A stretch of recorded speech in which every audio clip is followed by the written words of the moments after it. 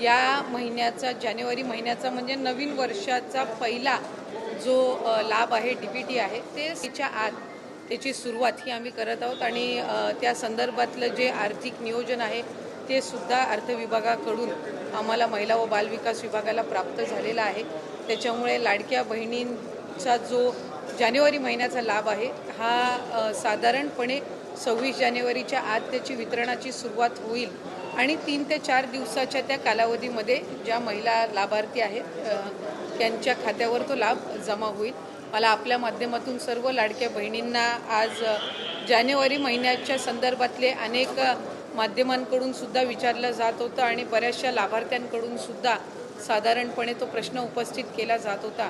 त्यामुळे दर महिन्याला आपण महिना संपायच्या आत तो लाभ त्यांच्या अकाउंटला देत असतो। त्यामुळे या महिन्यामध्ये सुद्धा तो लाभ जो आहे तो 26 जानेवारीच्या आत त्याची वितरणाची सुरुवात ही माननीय मुख्यमंत्री देवेंद्रजी फडणवीस साहेब, उपमुख्यमंत्री एकनाथजी शिंदे साहेब आणि उपमुख्यमंत्री अजितदादा यांच्या सूचनेनुसार आम्ही करत आहोत। ताई 2100 रुपये दिले जाणार की 1500 रुपये दिले जाणार? कारण आपण आपल्या या संदर्भामध्ये आहे की नवीन अर्थसंकल्प किंवा त्याच्या पुढच्या कालावधीमध्ये या संदर्भातला सकारात्मक विचार जो आहे तो करण्यात येईल।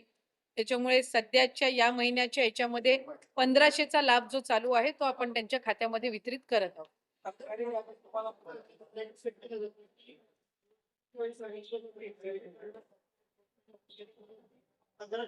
नाही, विरोधकांनी तर सुरुवातीपासून या योजनेवर टीकाच केलेली आहे।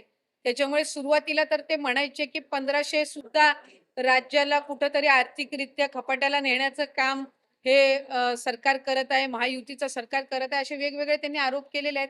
त्यांनी त्यांच्या मॅनिफेस्टोमध्ये सुद्धा 3000 ते करतील अशा पद्धतीचं त्यांनी काही घोषणा त्यावेळेला केलेली होती।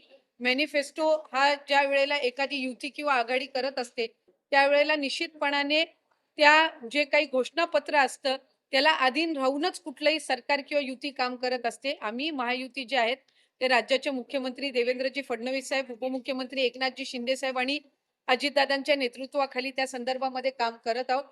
जास्तीत जास्त महिलांपर्यंत लाडकी बहीण योजनेचा लाभ हा देणं आणि त्याचबरोबर म्हटल्याप्रमाणे मुख्यमंत्री महोदयांनी सुद्धा त्यांच्या पहिल्या पत्रकार परिषदेमध्ये आम्ही बरोबर त्या सर्व बाबींचं नियोजन करून जे घोषणापत्रकामध्ये आम्ही वचन जे दिलेलं आहे लाडक्या बहिणींना त्यापासून कुठेही दूर न हटता त्यांना वचन दिलेला लाभ जो आहे तो आम्ही व्यवस्थित नियोजन करून त्या पद्धतीने आम्ही त्यांना देणार आहोत।